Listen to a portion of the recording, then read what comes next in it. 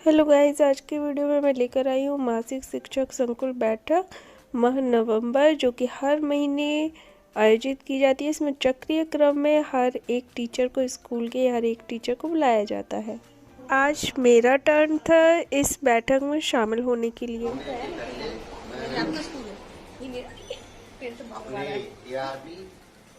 श्री तिवारी जी से मैं आग्रह करूंगा माँ सरस्वती का आदर माता स्वागत करें ताकि आगे की कार्यवाही।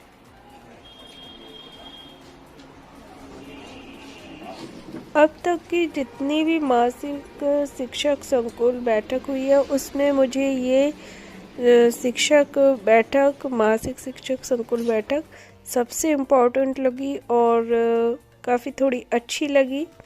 इसमें टीएलएम प्रदर्शित करने वाले शिक्षकों की संख्या थोड़ी बड़ी ऐसी लगी। पिछली बार बस केवल मैंने और एक टीचर ने ही प्रेजेंटेशन दिया था।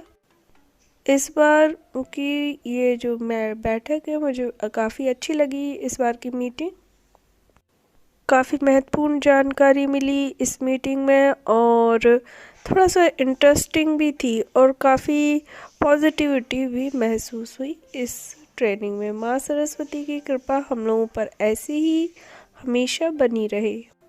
माँ सरस्वती के पावन चरणों में ये पुष्प अर्पित करके, उनके समक्ष दीप प्रज्वलित करके, उन पर माल्यार्पण करके इसका मीटिंग का शुभारंभ किया गया।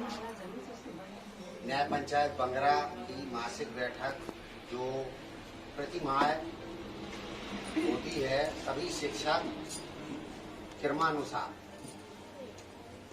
आते हैं और टीएलएम सभी शिक्षक अपनी अपनी तैयारी पूर्व सुनियोजित करके बैठक में उपस्थित होते हैं और सभी शिक्षकों के द्वारा क्रमानुसार एक एक विद्यालय से सभी शिक्षक आकर के उस टीएलएम का प्रेजेंटेशन करते हैं।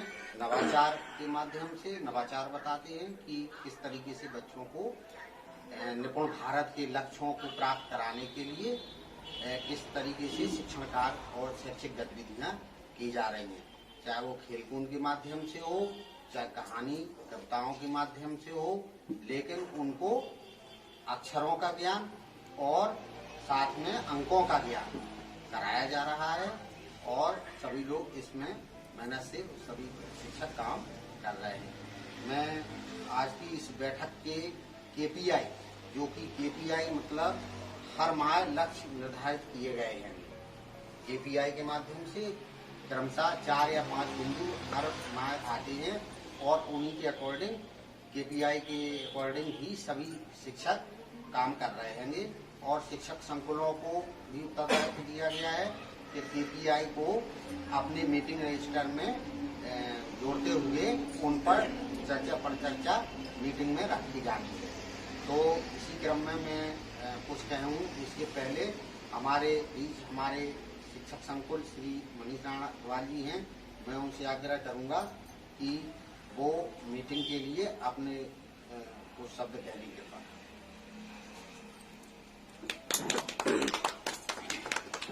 माँ सरस्वती के चरणों में नमन करते हुए, और जैसा कि सभी परिचित हैं, ये शासन का एक उद्देश्य था कि प्रतिमाह एक छोटे स्तर पर, क्योंकि ब्लॉक स्तर पर तो हमारे खंड शिक्षा अधिकारी महोदय द्वारा बैठक की ही जाती है, लेकिन स्कूलों में जो गतिविधियां हो रही हैं वह सब स्कूलों तक कैसे पहुंचे।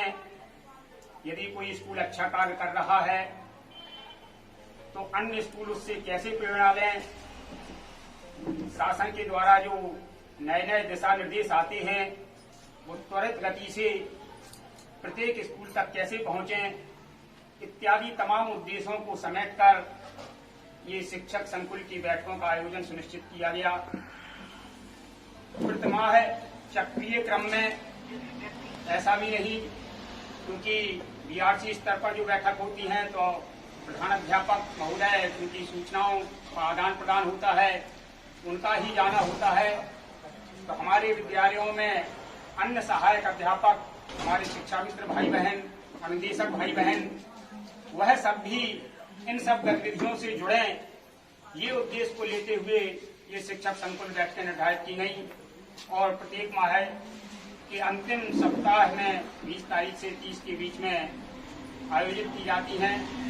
आज की इस संकुल बैठक में हमारे आए हुए सभी प्रतिभागी, निश्चित तौर पर हम सभी अपने अपने स्कूलों में अच्छा कार्य कर रहे हैं और अपने स्कूल को बेहतर से बेहतर बनाने हेतु अपना सब कुछ देने का प्रयास करते हैं। लेकिन हम ये देखते हैं, समाज ये देखता है कि कुछ स्कूल या हम किसी भी रूप में ले लें, हम अपने स्कूल से ही लेते हैं, एक क्लास से ही यदि लेते हैं तो कुछ विद्यार्थी बहुत अच्छा करते हैं, कुछ सामान्य स्तर पर रहते हैं और कुछ निचले स्तर पर रहते हैं। तो यही प्रक्रिया समाज के हर क्षेत्र में लागू होती है। हमारे कुछ स्कूल बहुत अच्छा कार्य कर रहे हैं, जिनकी प्रशंसा चारों तरफ होती है। कुछ स्कूल उनको देखकर उनसे प्रेरणा लेते हुए अपने आप को बेहतर करने का प्रयास करते हैं। और हमारे कुछ जगह संसाधनों की कमी की वजह से, स्टाफ की कमी की वजह से या अन्य समस्याओं से वह बेहतर स्थिति प्राप्त नहीं कर पा रहे हैं। लेकिन फिर भी सभी का एकमात्र उद्देश्य है कि हमें अपने विद्यालय को गुणवत्तापूर्वक कार्य करना है और शासन के जो भी दिशा निर्देश हैं उसके अनुरूप हमें अपनी तैयारी रखनी है। अभी जो इस समय सबसे महत्वपूर्ण कार्य चल रहा है, जो परीक्षा आज आयोजित होनी थी, अब 25 तारीख को आयोजित होने जा रही है। पहली बार बेसिक के इतिहास में इस प्रकार का ये प्रयोग किया जा रहा है। तो यही एक नवाचार है। जो हम कहते हैं कि नवाचार क्या है, नई नई चीजें, नई नई तकनीकें, नई नई विधियों का कैसे हम बेहतर उपयोग कर सकें, इन्हीं सब उद्देश्यों की चर्चा हेतु हम सब लोग भी यहाँ एकत्रित होते हैं। तो आज की इस मासिक बैठक में हमारे बीच में सम्माननीय हमारे ARP महोदय विवेक तिवारी जी, हमारे शिक्षक संकुल भाई मनोहर लाल जी, बहन दीपा जी और हमारे सभी साथी। यहाँ पर जो कुछ भी, इसमें कहीं कोई ये संकोच की बात नहीं है कि हम TLM नहीं लिए हैं तो हम क्या प्रेजेंटेशन करेंगे या हम क्या यहाँ पर बताएंगे। सब स्कूलों में वही तो हो रहा है। निश्चित तौर पर प्रत्येक व्यक्ति का कार्य करने का तरीका अलग होता है, हर व्यक्ति की शिक्षण विधा अलग होती है। तो जो कुछ भी हम अपने स्कूल में अच्छा कर रहे हैं उसको यहाँ प्रस्तुत करें, जिससे हमारे अन्य साथी उससे प्रेरणा लेकर वह कार्य अपने स्कूलों में भी कर सकें। तभी इस मीटिंग का उद्देश्य सार्थक होगा। और अध्यापक को तो वैसे ही कहा जाता है, अध्यापक स्वयं अपने आप में TLM है। TLM ठीक है, तमाम चीजें प्रवेश में हमारे और बेसिक में कहा भी गया है कबाड़ से जुगाड़। हमारे यहाँ ज्यादा खर्च नहीं किया जाता है, कम से कम संसाधनों में बेहतर से बेहतर साधन उपलब्ध कराना ही TLM का उद्देश्य है। तो हम आज की इस मीटिंग में पुनः अपने भाई मनोहर लाल जी से आग्रह करते हैं कि जो इस मीटिंग के निर्धारित बिंदु हैं उन पर चर्चा करते हुए इसको आगे बढ़ाने की कृपा करें। धन्यवाद। देखिए, आप निपुण भारत अभियान की जो अभी ट्रेनिंग चली है उससे सर प्रॉपर जुड़े रहे हैं और इनको पूरा उसमें जानकारी भी है कि किस तरीके से वहाँ पर बेसिक के शिक्षकों को ट्रेनिंग दी गई। ARP जो नेतृत्व उन्हीं का रहा है। और अब मैं अपनी बहन दीपा यादव जी से भी निवेदन करूंगा कि वो भी जो है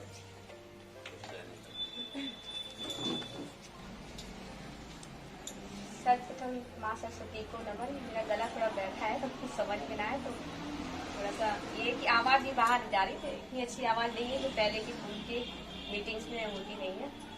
तो सर्वप्रथम माँ सरस्वती को नमन और हमारे ARP सर और हमारे शिक्षक साथी, संकुल सभी संकुल और हमारे शिक्षक साथी।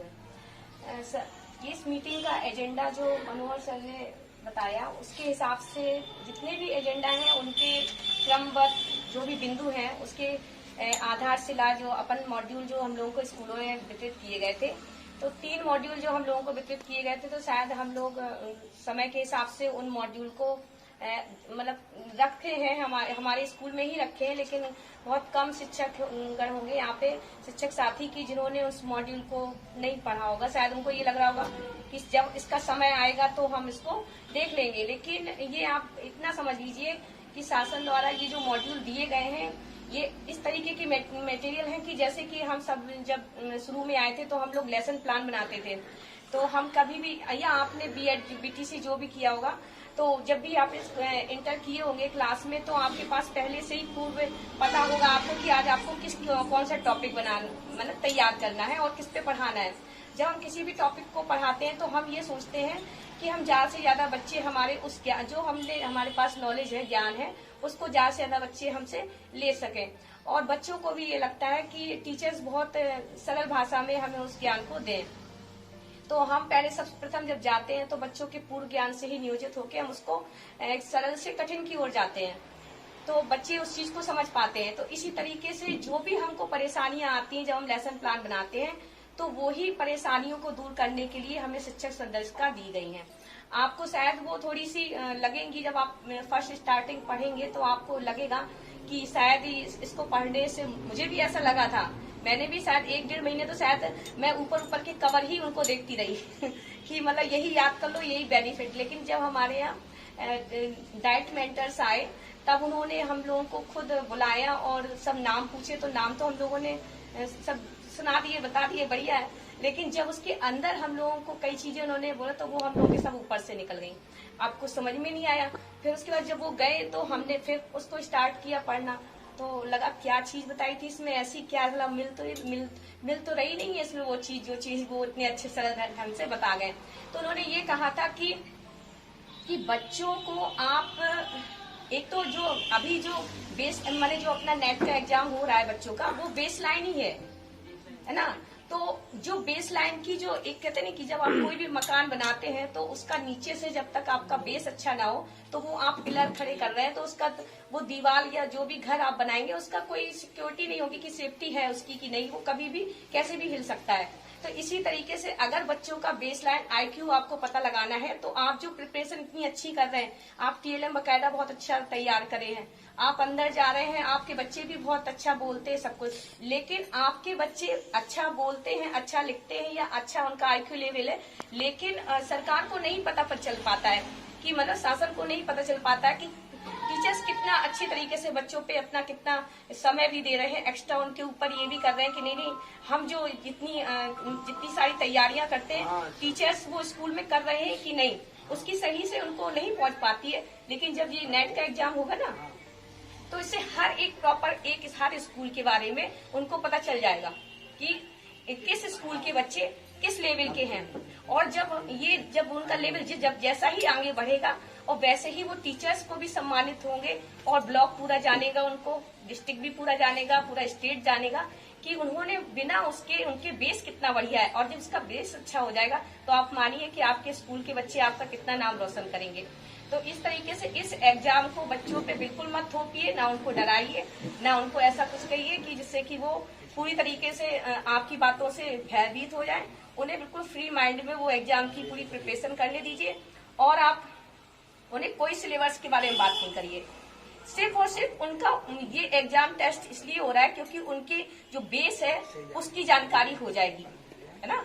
तो आप नहीं जानते, शायद आप टीचर है लेकिन आप शायद नहीं जानते किसी बच्चे के बारे में, लेकिन वो जो आकलन होगा ना उसका, जब वो OMR सीट में आपको एक से जैसे प्राइमरी में जब वो बताएगा ना, तो शायद आप भी बहुत चकित हो जाएंगे उस समय, क्योंकि शायद आपने नहीं पढ़ाया होगा वो चीज और उसने क्या पता वातावरण से ही वो चीज सीख ली होगी। तो आपको लगेगा कि अरे ये तो मतलब बच्चा, तो इससे सोचिए कि आप भी उस समय ये सोचेंगे कि नहीं ये ऐसे टेस्ट हरदम होने चाहिए, और हम तो कह रहे ऐसी स्टार्टिंग में होने चाहिए।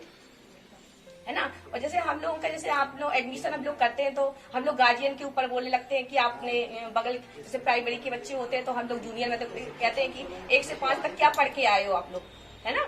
तो ये चीजों की शिकायत रहती है। लेकिन सोचो कि जो बच्चा इतनी अच्छी तरीके से अभी तैयारी अपनी कर लेगा तो वो जूनियर में फिर और अच्छा काम करेगा, पढ़ाई करेगा, उसको समझ में आएगी।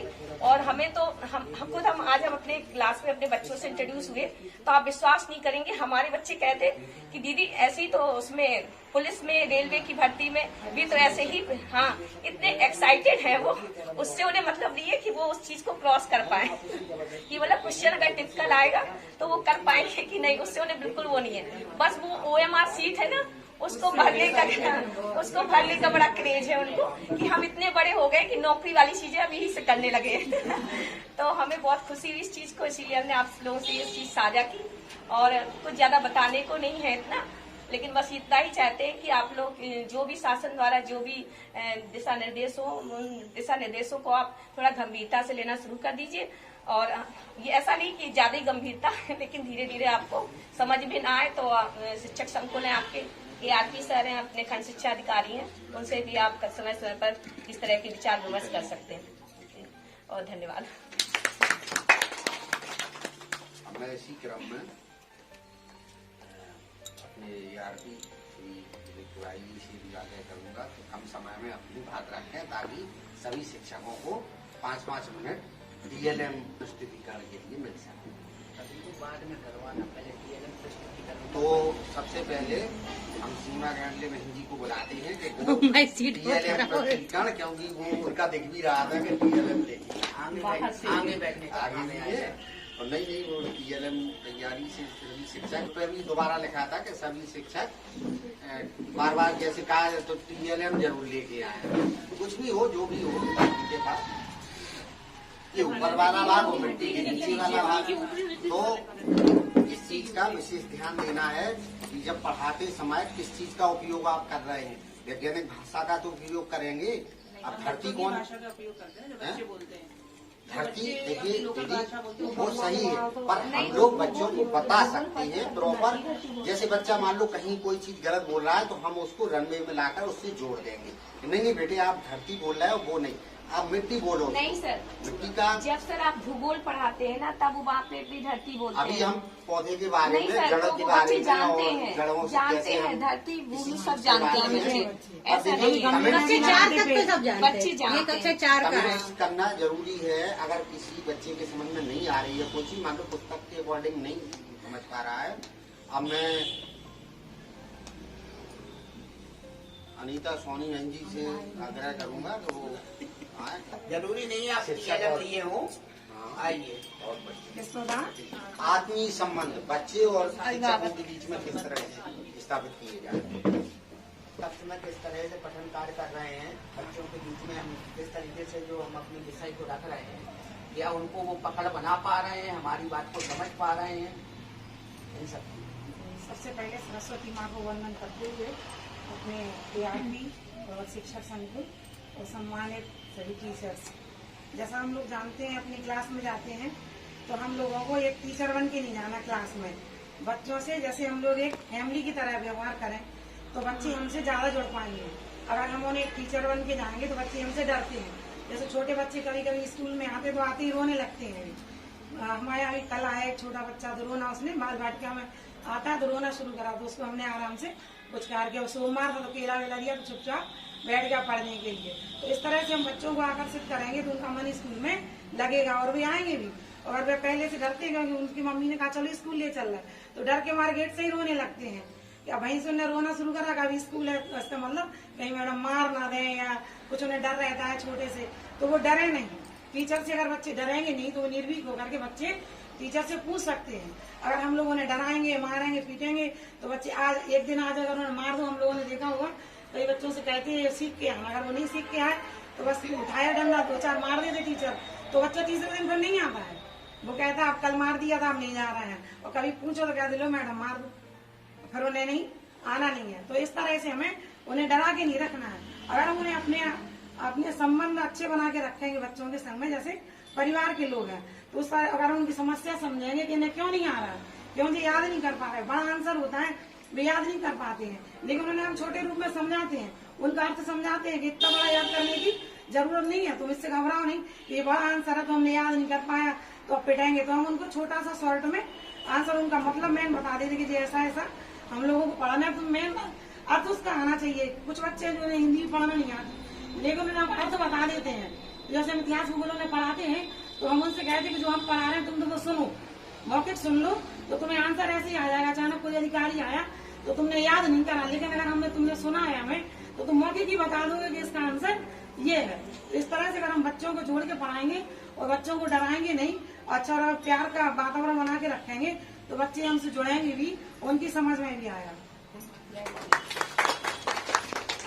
ये जो API में जो लक्ष्य दिया गया है उसमें जो दीदी के द्वारा बताया गया है, बच्चों से आत्मीय संबंध बनाना, आदमी शिक्षक और बच्चों के बीच में किस तरीके से बनाया जा सकता है।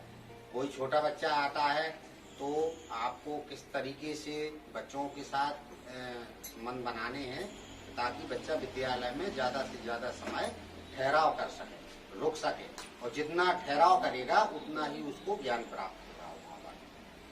तो अब वो सिखा दीदी। क्लास है तो वो संभाली है, तो उसके लिए हमने कुछ ये बनाए थे 1 से 10 तक की संख्याएं, जैसे आप हम देख पा रहे हैं चिपक रही है ये। तो जैसे हम बच्चों को नॉर्मली ब्लैक बोर्ड पे लिख देते हैं कि ये कौन सा डेट लिखा है, 6 लिखा, 7 लिखा, 8 लिखा, तो बच्चे वैसे तो देख लेते हैं, लेकिन उनके दिमाग में छप नहीं पाता है। जो छोटे बच्चे होते हैं या एक जो से पढ़ैया होती है या पहाड़िया होती है, उससे हम बोलते थे कि हाँ बच्चे से पहचानो, तो इतनी जल्दी बच्चे कैच नहीं कर पाते संख्याएं कि एक्चुअल में संख्या लिख देंगे तो पहले वो पढ़ेंगे 1 था, 2 था, 3 था। अगर हम ऐसी कोई संख्या लिख के क्लासरूम में जैसे पेन स्टैंड रखा है या कोई भी स्टैंड बना के उसमें रख देंगे और फिर एक एक करके बच्चों को बुलाएंगे कि बच्चे इसमें अच्छा जो संख्या 7 लिखी है वो निकाल के अलग करो, तो बच्चे उसका दिमाग लगाएंगे हमने कौन सी संख्या पढ़ी थी। या जिस 2-4 बच्चों को बुला लिया, उसने कहा आप 2 निकालो, आप 3 निकालो, आप 4 निकालो, आप 5 निकालो, तो बच्चे क्या करेंगे कि उनके दिमाग में वो चीज छप जाती है बहुत अच्छे से। तो ये तो इसका ये उपयोग है। दूसरा इसमें क्या है कि सम संख्याएं बहुत आसानी से बच्चे मतलब कि अलग नहीं कर पाते कि सम कौन संख्या है, विषम कौन सी संख्या है। अगर हम 8-10 ऐसी डिजिट संख्याएं बना के रख देंगे, उनमें से कहेंगे सम निकालो, विषम निकालो, और एक क्लास में हमने रख दिया तो 2 बच्चों को बुलाया कि आप सम निकालिए, आप विषम निकालिए, तो बच्चे बहुत आसानी से मैसेज जैसे हमने कहा ये कौन सी संख्या है तो बच्चे को बता पाएंगे कि ये सम है या विषम है। अगर हमने ये कहा कि ये कौन संख्या है तो बच्चे इसको बता पाएंगे हाँ इसमें 2 का भाग नहीं जा रहा तो ये विषम संख्या है। इसी तरह की छोटी छोटी संख्या है जो हम लोग बता देते हैं। Thank you. आकांक्षा कटार जैसे किसी छोटे बच्चों को हम लोग को पढ़ाना है तो उससे पहले पूछेंगे बेटा ये क्या लिखा हुआ है, तो ऐसे वो बता देंगे। फिर जैसे उनसे पूछेंगे 1 के पहले क्या आता है तो ऐसे नहीं समझ में आएगा, जैसे वैसे उनको दिखाएंगे तो वो समझ जाएंगे ये 0 है। फिर उसको ऐसे करके दिखाएंगे बेटा 1 के बाद क्या आता तो फिर 2 आ जाएंगे।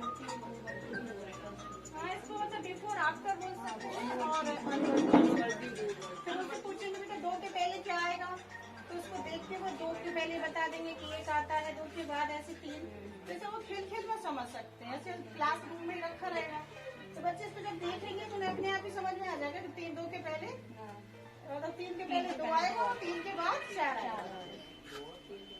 संख्याओं का ज्ञान संभव नहीं, लेकिन शिक्षक खुद एक टीएलएम है। इस बात को मैं भी मानती हूँ, शिक्षक अपने आप में खुद एक बहुत बड़ा टीएलएम है। इसी क्रम में मैं खुद एज अ टीएलएम प्रस्तुत हुई हूँ और मैं बच्चों को अच्छी आदतों के बारे में बताने के लिए जैसे सुबह उठ के क्या क्या करना चाहिए, एक पोयम है जिसको एक्ट करके बताते हैं और सिखाते हैं, तो वही मैं करना चाहती हूँ और आप लोग भी प्लीज रिपीट कर लीजिए और अगर आपको अच्छी लगे तो अपने स्कूल में करवा लीजिएगा। हो जाइए, बहुत अच्छा होगा आप करना चाहे तो।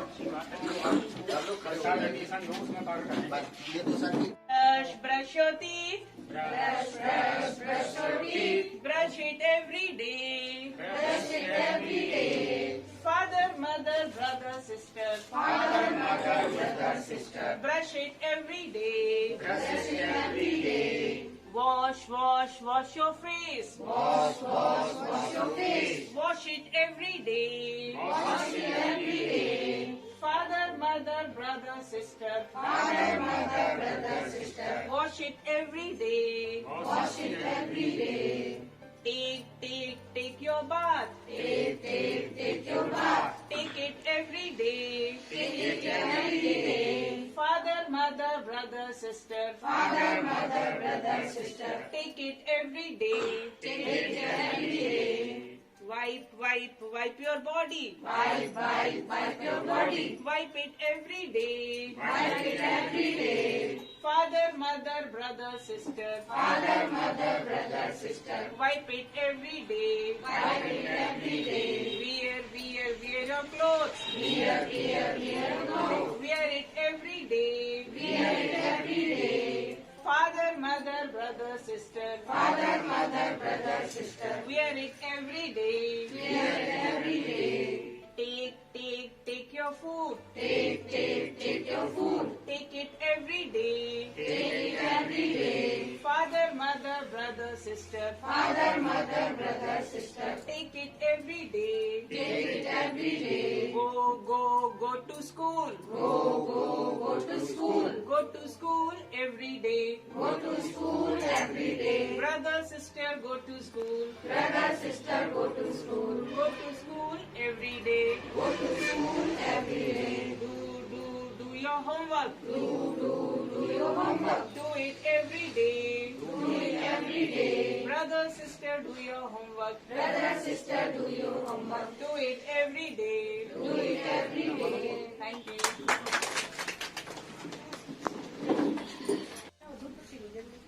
प्राप्ति हेतु आप किस तरह से अपने कक्षा में क्या कार्य कर रहे हैं, किस तरीके से आपको रिजल्ट हासिल होगा, 1, 2, 3 में कौन सी कक्षा पढ़ाती हैं आप?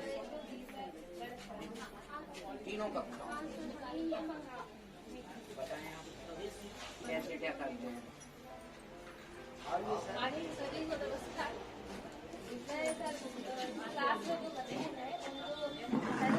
थोड़ा सा आगे आ जाओ, आगे आ जाओ थोड़ा सा।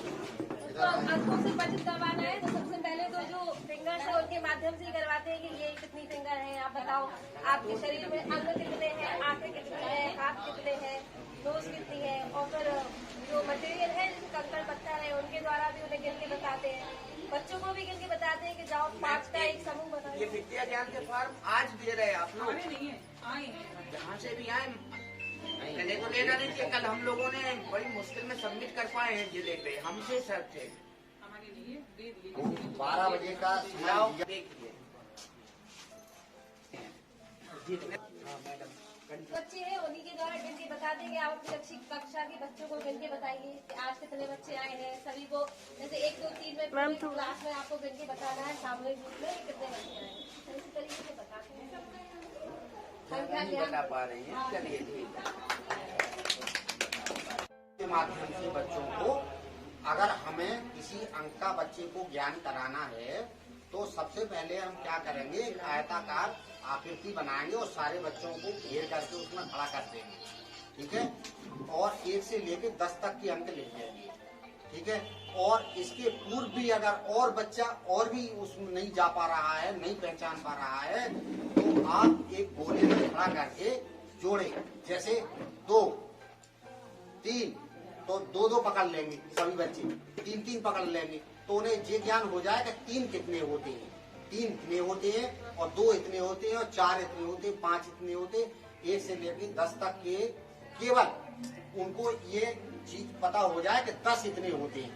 फिर उनको ब्लैक बोर्ड में ले जा करके 1 से लेकर 10 तक के अंकों को जोड़ देंगे। भाई 2 वो जानता है, 2 लोग खड़े हो गए, ये है साहब 2, पर 2 को यहाँ जोड़ देना है कि 2 देखो ये लिखा है, डिकोडिंग। बस उसी से बच्चा उन अंकों की पहचान 10 तक की गिनती जोड़ना शुरू कर देगा। अब मैं इसके पीछे बहन जी बैठी, आ जाओ दीदी आप आओ। TLM कौन सी दीदी नाम बताया है। और दीक्षा ऐप पर आप ये जो अमृत महोत्सव है, विद्या अमृत महोत्सव, इसको जरूर करिएगा। आप लोग बहुत अच्छा काम करते हैं, कुछ एक तो बहुत ही ज्यादा, तो ये लाभ वंचित न हो इस चीज से।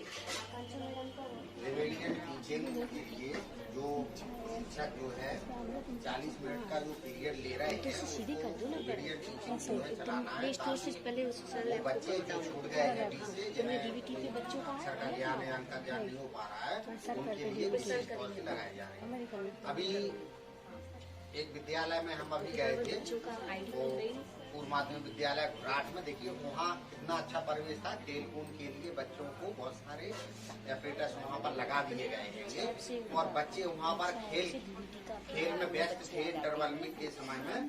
और जब इंटरवल खत्म हुआ तो मास्टर साहब वहाँ एक डंडी लेके और बच्चों को जो है सामने से कि चलो उधर क्लास में सब। तो जैसे ही हम बाहर निकले तो हमने देखा कि बाहर कछु लड़का खड़े थे सामने। तो हमने कहा उधर मास्टर क्या कर रहे हैं, बोले वो उनको भगाने जा रहे हैं, बेभागे तो हम चढ़ जाए उधर जाके। बोले केवल जो ही चल रहा हो और कछु नहीं हो रहा। तो बच्चों की जब भीड़ ज्यादा रहती है और मॉनिटरिंग अच्छी ना हो तो फिर बच्चे बड़ा परेशान कर लेते मास्टर।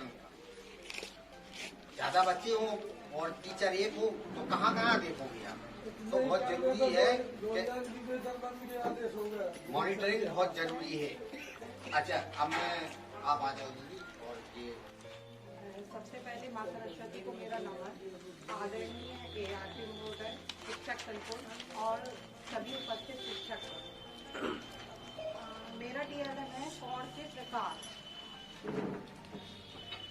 यहाँ पर सबसे पहले कौन के प्रकार हम तब बताएंगे जब हम बच्चों को ये बता चुके होंगे कि कौन होता क्या है। तो हमने बच्चों को सबसे पहले ये बताया कि एक बिंदु से निकलने वाली दो किरण हैं, उनके बीच का जो अंतर होगा, झुकाव होगा, हम उसको कोण कहेंगे। तो कोण के प्रकार तब होंगे जब ये झुकाव अलग अलग होगा। तो झुकाव जो अलग अलग होगा उसके आधार पर कोण के प्रकार बनाए गए हैं। और यहाँ मैंने 6 प्रकार दिखाए हैं और 6 प्रकार होते हैं, 7 होते हैं, लेकिन मैंने यहाँ शून्य कोण नहीं दिखाया है, बाकी 6 प्रकार दिखाए हैं। सबसे पहला न्यून कोण, दूसरा सम कोण, तीसरा अधिक कोण, चौथा सरल कोण, पांचवा बृहद कोण और छठवां संपूर्ण कोण। तो सबसे पहले हम उन्हें सारे जो जिन कोणों के मान एक्यूरेट होते हैं, जिनके मान निश्चित होते हैं, हम उन कोणों को बताएंगे इस TLM की मदद से। कैसे?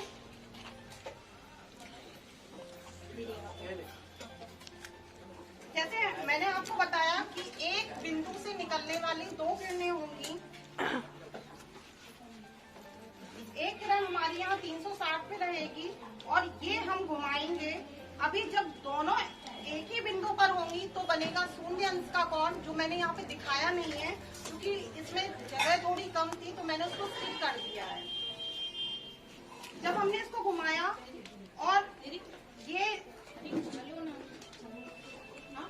90 पे आ गई, यानी एक किरण हमारी लंबवत रहेगी और एक क्षैतिज रहेगी, तब जो कोण बनेगा उसको हम कहेंगे समकोण और उसका मान होगा 90 अंश। ये हमने इसके थ्रू आपको बता दिया। फिर हम आएंगे सरल कोण पर। जब दोनों किरणें विपरीत दिशाओं में होंगी, एक किरण और दूसरी किरण दोनों विपरीत दिशाओं में होंगी, तब बनेगा 180 अंश का कोण और इस कोण को हम कहते हैं सरल कोण। जब यही वृत्त पूरा घूम जाएगा तो जो कोण बनेगा पूरा एक चक्कर लगाने के बाद, उस कोण को हम कहेंगे संपूर्ण कोण। जब बच्चों को ये निश्चित कोण वाले कोणों के प्रकार समझ में आ जाएंगे तब हम इस तरफ के कोण उनको समझाएंगे। न्यून कोण जो 0 से ज्यादा और 90 से कम, यानी 90 हमारा यहाँ है, 0 यहाँ है, तो इसके बीच में जितने भी कोण बनेंगे वो सारे कौन से होंगे? न्यून कोण। तो इससे बच्चा सबसे अच्छी तरीके से, क्योंकि इसकी मदद से उसके दिमाग में बहुत सारे क्वेश्चन होंगे, क्योंकि हमने निश्चित बता दिया कि 90 अंश का होता है, तो उसके दिमाग में जरूर भी ये बात आएगी कि अगर ये निश्चित होता है तो न्यून कोण का मान भी निश्चित होगा। तो क्या मैम 40 का न्यून कोण होता है? तो क्या 30 का न्यून कोण नहीं होता है? तो हम बताएंगे कि इसके बीच में 90 से 0 के बीच में जितने भी कोण बनेंगे, 1 से लेकर 89 तक जितने भी अंश के कोण बनेंगे, सारे कौन से होंगे? न्यून कोण। इसी प्रकार से हम उन्हें बताएंगे कि 90 से ज्यादा और 180 अंश के बीच के जितने भी कोण बनेंगे वो सब कौन से होंगे? अधिक कोण।